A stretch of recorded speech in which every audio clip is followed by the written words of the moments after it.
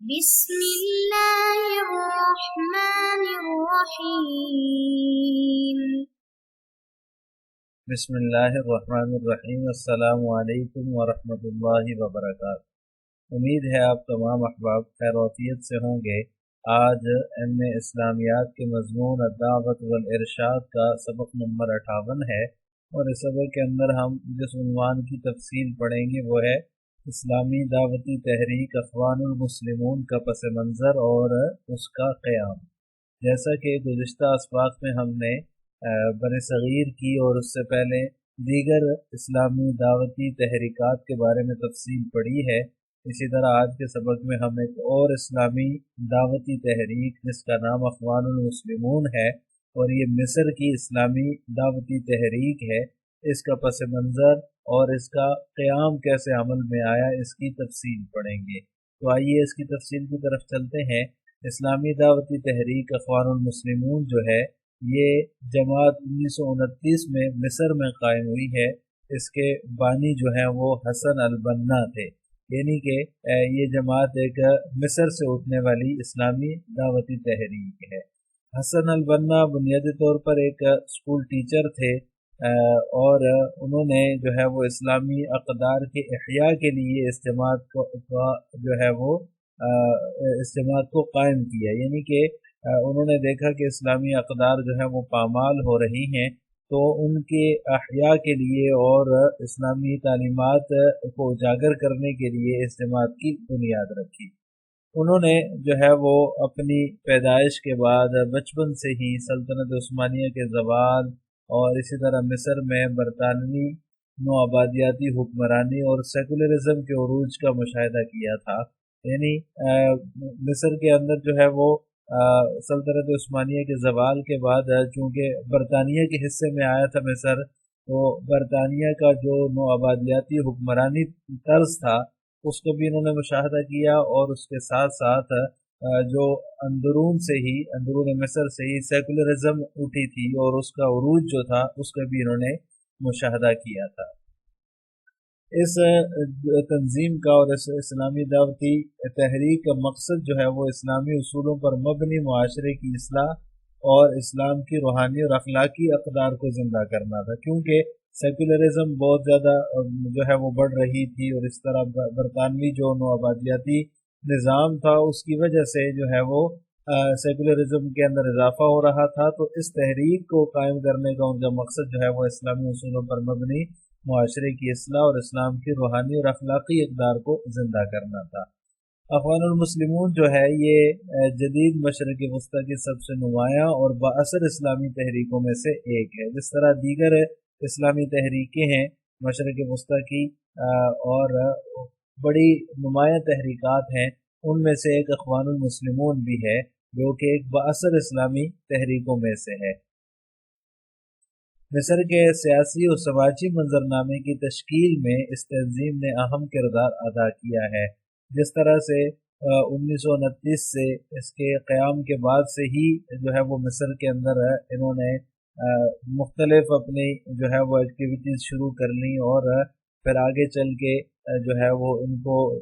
اقتدار بھی ملا۔ تو اس طرح سے انہوں نے سیاسی اور سماجی منظرنامے کی تشکیل میں اہم کردار ادا کیا ہے۔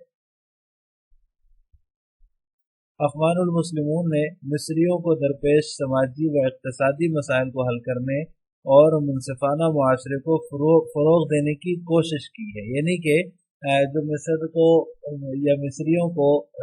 مختلف قسم کے سماجی اور اقتصادی مسائل درپیش تھے ان کو حل کرنے میں اور معاشرے کے اندر انصاف کو فروغ دینے کی انہوں نے بھرپور کوشش کی ہے۔ ان کے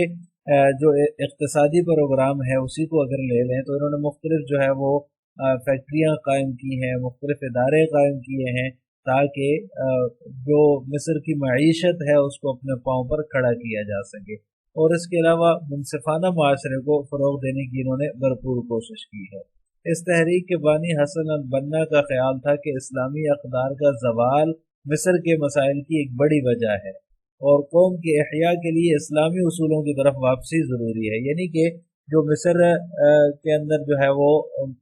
مسائل ہیں، طرح طرح کے مسائل ہیں، چاہے وہ معاشی حوالے سے ہیں चाहे वो समाजी हवाले से हैं, तो उसकी बड़ी वजह जो है वो इस्लामी अक़दार का ज़वाल है। मुसलमानों ने और मिस्र वालों ने जो है वो इस्लामी अक़दार को छोड़ दिया है। अगर किसी कौम को उठाना है तो उसकी जो इस्लामी उसूल हैं उनको भी उनकी तरफ जो है वो वापसी जो है वो ज़रूरी होगी, क्योंकि मिस्री कौम मुसलमान कौम थी और अपने इस्लामी अक़दार से जो है वो हट चुकी थी। इसलिए जो है वो मिस्र को उठाने के लिए, मिस्र की कौम के इहया के लिए इस्लामी उसूलों की तरफ वापसी ज़रूरी थी। इस ख्याल की वजह से उन्होंने ये तंजीम जो है वो इसकी बुनियाद रखी और फिर इन्होंने मुआशरे के अंदर बड़ा ही अहम किरदार अदा किया है।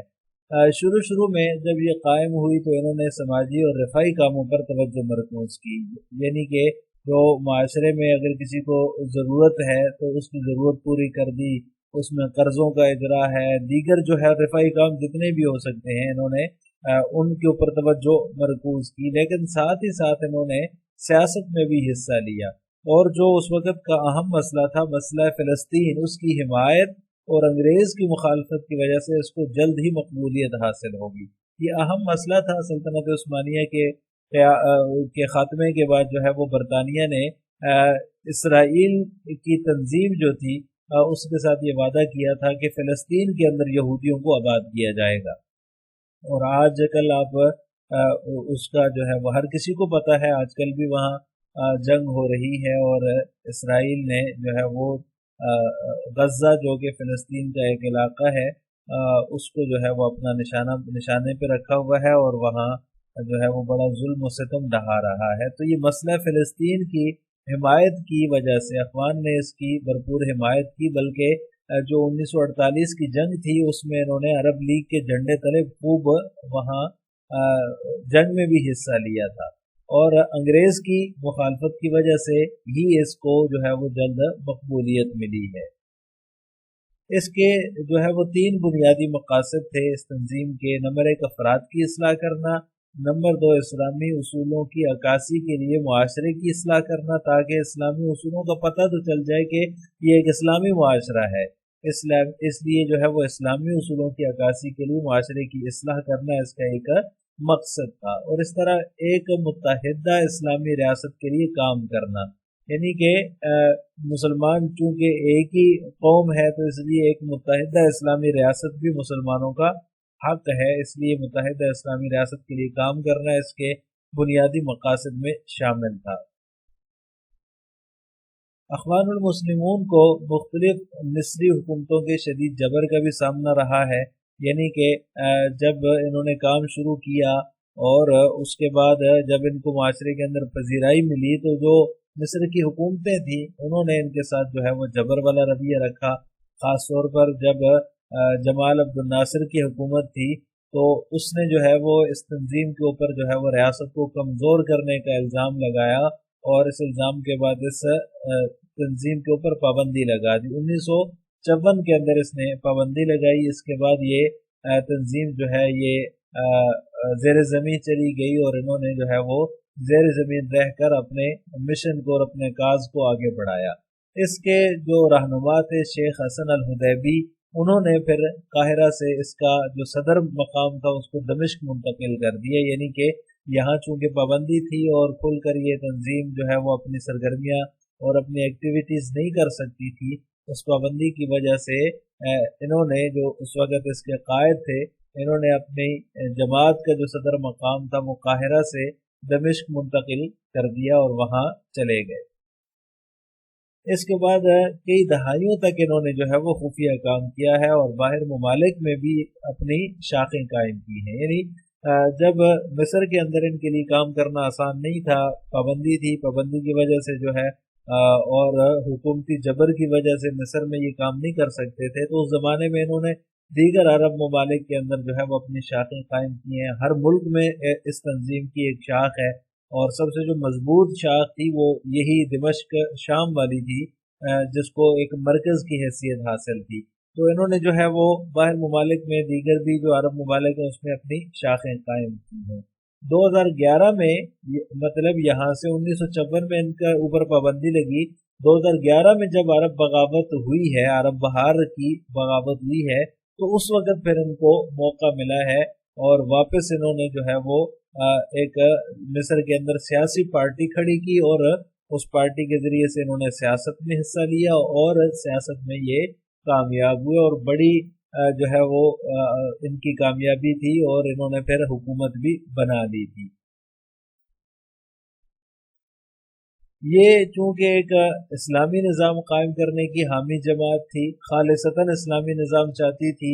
अखवान के नज़दीक सिर्फ और सिर्फ इस्लामी अक़दार पर मबनी माशरा ही एक बेहतरीन माशरा हो सकता है। तो इसलिए जो है इन्होंने अपना स्लोगन ये बनाया कि इस्लामी अक़दार पर मबनी पूरा माशरा होना चाहिए, इस्लामी अक़दार ही माशरे की बेहतरी की ज़ामिन है। अमली तौर पर इस तंजीम ने जो है वो सियासी और दीनी खिदमात भी सर अंजाम दी हैं। इसके अलावा फलाही खिदमात में भी भरपूर हिस्सा लिया है, सकाफ़ती और तालीमी खिदमात भी इसने भरपूर अंदाज में अदा की हैं। सकाफ़ती इनके खेलों की भी जो है वो टीमें बनी हुई थी, मुख्तलिफ जो है वो जो सकाफ़ती खेल थे मिस्र के उसमें भी इनकी बहुत ज़्यादा टीमें थी और बहुत ज़्यादा इन्होंने जो है वो काम किया है। तालीमी इदारे भी इन्होंने कायम किए हैं। ये सारी खिदमात इन्होंने जो है वो